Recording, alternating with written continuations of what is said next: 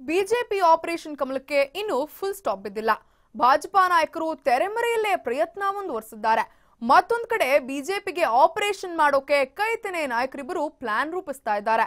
ಇದರ ನಡುವೆಯೇ ನಾಳೆ ಕಾಂಗ್ರೆಸ್ ಶಾಸಕಾಂಗ ಪಕ್ಷದ ಸಭೆ ನಡೆಯಲಿದ್ದು ಕುತೂಹಲಕ್ಕೆ ಕಾರಣವಾಗಿದೆ.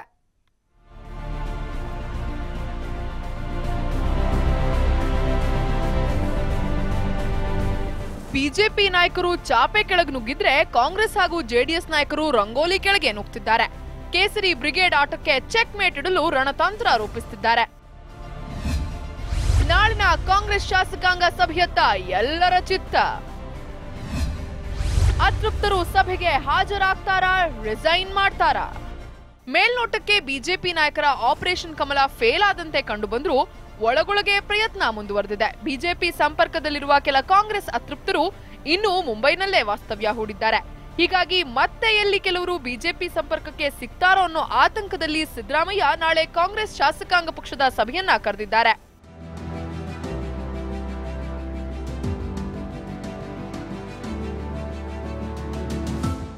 ನಾಳಿನ ಸಭೆಗೆ ಯಾರು ಹಾಜರಾಗುವುದಿಲ್ಲವೋ ಅವರು ಸ್ವಇಚ್ಛೆಯಿಂದ ಪಕ್ಷ ಬಿಡುವ ತೀರ್ಮಾನಕ್ಕೆ ಬಂದಿದ್ದಾರೆ ಅಂತ ತೀರ್ಮಾನಿಸಿ ಸಂವಿಧಾನದ ಪ್ರಕಾರ ಶಿಸ್ತು ಕ್ರಮ ಕೈಗೊಳ್ಳಲಾಗುತ್ತೆ ಅಂತ ಎಚ್ಚರಿಕೆಯ ಸಂದೇಶ ರವಾನಿಸಿದ್ದಾರೆ.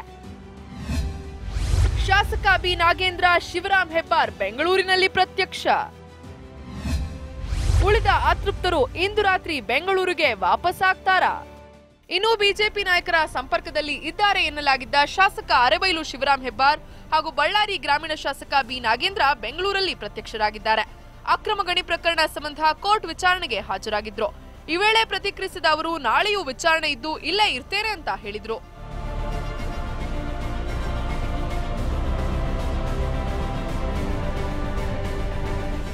ಅರೆಬೈಲ್ ಶಿವರಾಮ್ ಹೆಬ್ಬಾರ್ ಕೆಪಿಸಿಸಿ ಕಚೇರಿ ಬಳಿ ಪ್ರತ್ಯಕ್ಷರಾಗಿ ದಿನೇಶ್ ಗುಂಡೂರಾವ್ ಜೊತೆ ಮಾತುಕತೆ ನಡೆಸಿದ್ರು. ಬಳಿಕ ಪ್ರತಿಕ್ರಿಯೆ ನೀಡಿದ ಶಿವರಾಮ್ ಹೆಬ್ಬಾರ್, ನಾನು ಎಲ್ಲಿಯೂ ಹೋಗಿಲ್ಲ, ಯಾವ ಆಪರೇಷನ್ ಕಮಲಕ್ಕೂ ಗುರಿಯಾಗಿಲ್ಲ, ನಾನು ಕುಟುಂಬ ಸಮೇತ ಅಂಡಮಾನ್ ನಿಕೋಬಾರ್ ಪ್ರವಾಸ ಹೋಗಿದ್ದೆ ಅಂತ ಕ್ಲಾರಿಫೈ ಮಾಡಿದ್ರು.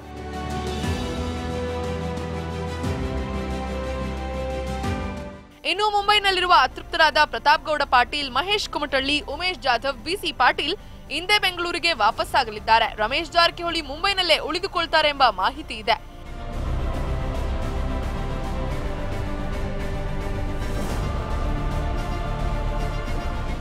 ಒಟ್ನಲ್ಲಿ ಬಿಜೆಪಿ ನಾಯಕರಿಗೆ ಸೆಡ್ ಹೊಡೆಯೋಕೆ ಕೈತೆನೆ ನಾಯಕರು ಮಾಸ್ಟರ್ ಪ್ಲಾನ್ ರೂಪಿಸಿದ್ದಾರೆ. ಬಿಜೆಪಿ ಶಾಸಕರನ್ನೇ ಹೈಜಾಕ್ ಮಾಡೋಕೆ ರೆಡಿಯಾಗಿದ್ದಾರೆ.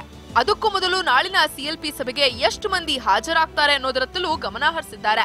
ನಾಳಿನ ಸಭೆಯ ಬಳಿಕ ಮುಂದಿನ ಕಾರ್ಯತಂತ್ರ ರಚಿಸೋಕೆ ನಿರ್ಧರಿಸಿದ್ದಾರೆ. Shivakumar Johalli, political bureau, ಟಿವಿ5.